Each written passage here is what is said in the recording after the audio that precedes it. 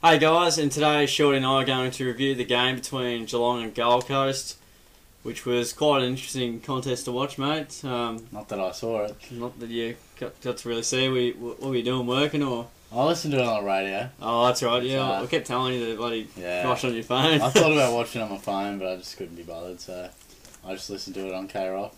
Good Cats fan we have over here, guys. So. You'll be the expert on this one because you saw it visually. Yeah, most of it. Yeah. Yeah, most of it. Yeah. Sweet. All right. Yeah. Well, Gold Coast won in the end by 8 points, and really it should have been by a lot more since they dominated in the second quarter and just couldn't quite get the goals on the board. They just kept missing, maybe a bit of wind. So, yeah, we'll probably delve into sort of the final points of the game. I'll give a few votes out because I actually saw the game visually, so it makes the game a bit easier to sort of talk about and then sort of discuss a few of the younger and older players and who was sort of disappointing, but no real chopping block yet. No, season hasn't started. We won't rip too many blokes at this point. Good, mate, good. But moving on to the final points of the game, and well, a few disappointing points from Geelong's front. I mean, we know it's only NAB challenge and it doesn't really matter, but if you see the same old problems that pop up each year, then you sort of start to think, well, yeah, this problem's sort of just staying around. It's not really going away in the meantime, but yeah, very inefficient getting out of the back line. It looked like such a struggle. And Gold Coast zone was pretty good and their pressure was pretty good, I must say. But, I mean, it could have been GWS and we still could have struggled with it, I think. So I just don't understand how we haven't addressed the kick-ins and just moving out of the back line. We used to love that. They used to be bread and butter, but I don't really know what's happened. And just poor decision-making in defence. Smack had to go on his left foot at one point and just sort of kicked it into no one and just handballs when they weren't necessarily needed. So that was pretty disappointing, but it's quite an open game as well. Wasn't a heap of pressure from end to end, which I guess is sort of indicative of how the NAB Cup sort of played, or NAB Challenge rather. So go figure there. And everyone's not really going at 100%, so you can't really blame them there. But first game for the year. It's just easing their way into it. So very tiring as well. Fatigue kicks in pretty early. It was like 32 there or something. I was looking halfway through the game and it was 32 degrees. Pretty tough conditions. Yeah, I can see why we would have struggled. And Gold Coast is probably used to 32 degrees. So they knew what was going on. Clearances, mate. Yeah. Again. Yeah, it was something, if you didn't touch on, I was certainly going to touch on. And like you said, you've had the whole summer to work on it, and clearances would have been the number one thing. We've struggled with it for a while. It's something we have to improve on if we're going to think about matching it with the best sides. Yep. And it was as bad as it has been from what I was hearing and what I've looked at statistically. A few highlights as well. Goals from clearances. Yeah, Riscatelli killed it. Yep. So, that just it's got to be better than that. And we'll touch on some of the players that have moved into it, like Bartel and Kelly later on, but it maybe didn't have quite the effect this time around, but structurally, we probably would have liked for a little bit more. That might have been the one really disappointing thing that you were telling me halfway through, that it looks very similar to last year, which is not ideal, but no panic button yet because it's our first game. That's it. Yep. Yeah. You don't like to see it pop up at all, kind of thing. But hopefully we can address it. But I think we've been saying that for the last year or so. I mean, Bartel was a real positive. I mean, do you want to touch on a few of those older fellas that were positive for the Cats? Yeah, well, I gave a few votes out because I saw the game. Harry Taylor was an absolute standout. 22 possessions and 10 marks and going at 90% efficiency disposal wise. So it feels like he's getting better each pre-season that he gets, and he's getting older as well. I think he's around the 26, 27 mark probably. So unfortunately, getting on a little bit in age, but so does everyone. So they're not getting younger. No, that's right, mate. That's it. Mitchy Duncan got the 2 votes for the 20 disposals, 4 marks and 5 tackles. He was pretty efficient around the ground, and we love watching him play. And future star, if he isn't already. Yeah, well, he'll be someone we want to really be a regular week in one game. Just tears it up basically. Yeah. So it's a good start. Definitely, and the 1 vote to Jimmy Bartel.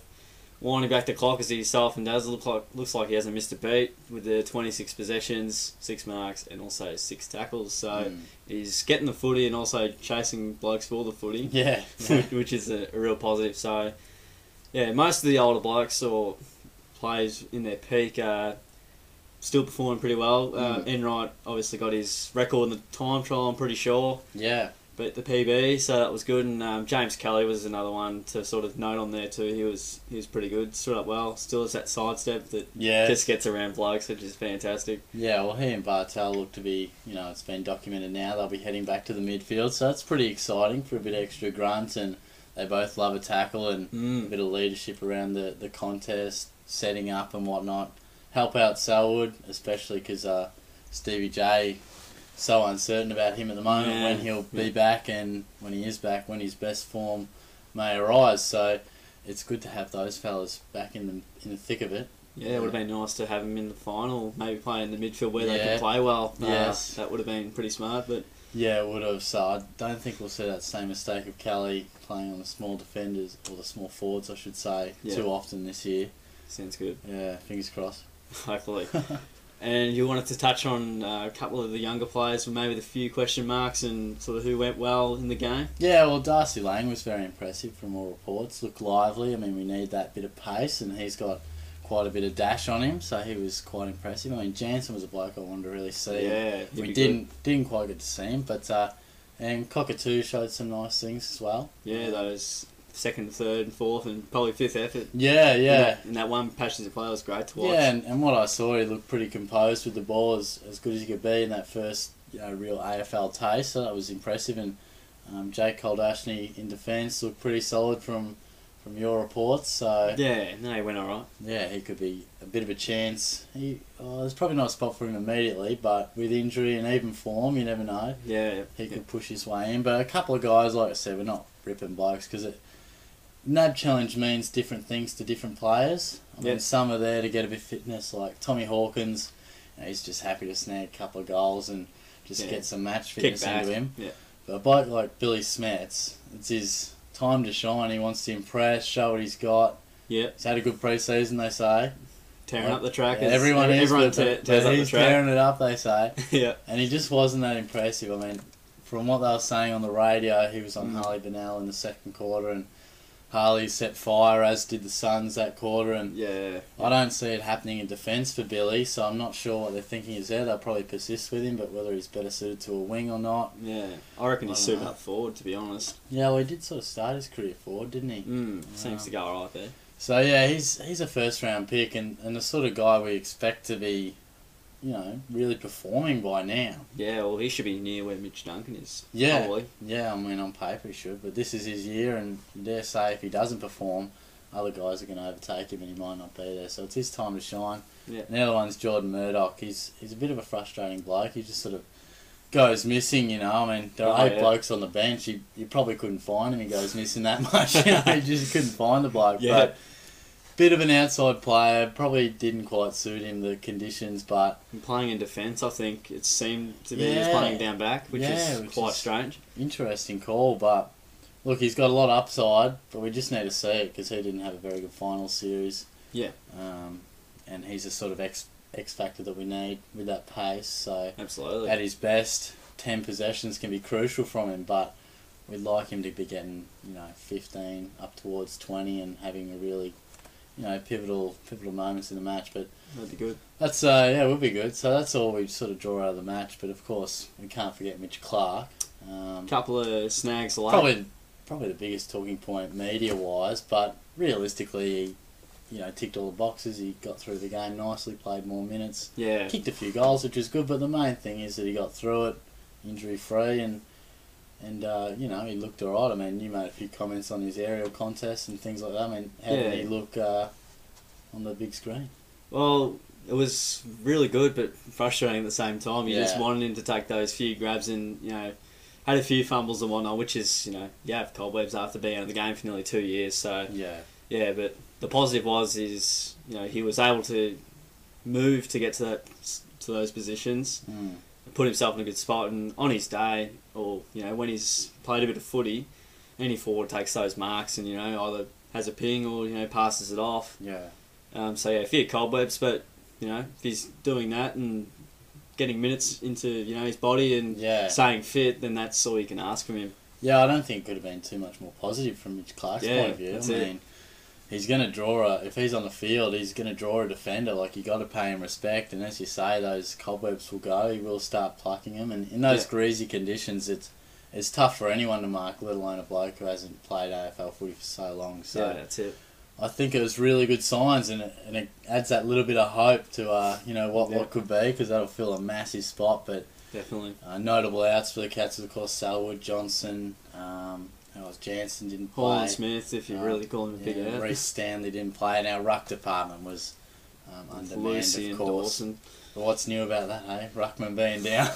Yeah, nothing new there. Yeah, but, it's the same old story every year. Yeah, so hopefully they're just resting up, and we should see them throughout the NAB challenge. Yeah, Vardy and Menzel, if you really want to put them in the category. Yeah, I don't know if they deserve to be yet. Yeah, and just today, Lincoln McCarthy, we saw was going in for surgery. I mean, we know it was bad anyway. It's not breaking news, but, out for 5 months, which is really disappointing, but a worrying trend for our younger players, just going under the knife constantly. But yeah, injuries if you're at the category. Yeah, disappointing. But overall, getting into it, first up, could have been better, but no injuries out of 2 blokes went down with knees in Mackenzie and Liberatore. Yeah. That is worst case scenario, so we can't complain too much. Yeah, so I guess you can see the positive in that. Yeah, it's all a matter of getting the minutes on the ground, playing well, and just not getting injured. Yeah, and I think by the third NAB challenge match, we'll be looking for a bit more of a solid performance. Things kind of get tightened up a bit, and you really look for a more premiership season performance. Yeah. So certainly. Yeah, it'll be good. So that's basically the review with the Geelong v Gold Coast game, which is up in Townsend.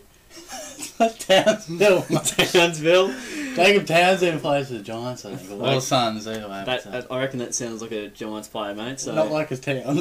Nah, alright. You got me that time. Calm down. Alright. Townsville. So we've got Geelong up against Adelaide, which will be at Simmons Stadium on the Thursday. So yeah, I'll release the video before then, and we'll hopefully review that game too. I think we will. Oh, I hope so. Might go to it. Someone's keen for me to go, so we'll see how we go. One of our fans. Go to it, mate. I got work. You go to it. Oh, gee, it's tempting. See how we go, eh? Yeah. See how we go. Awesome. Alright, thanks heaps for sticking around, guys. Like the video if you enjoyed it, and don't forget to subscribe to us as well. Share it around to everyone in the world if you can. That'd be fantastic. And yeah, thanks once again, and we'll see you guys all soon.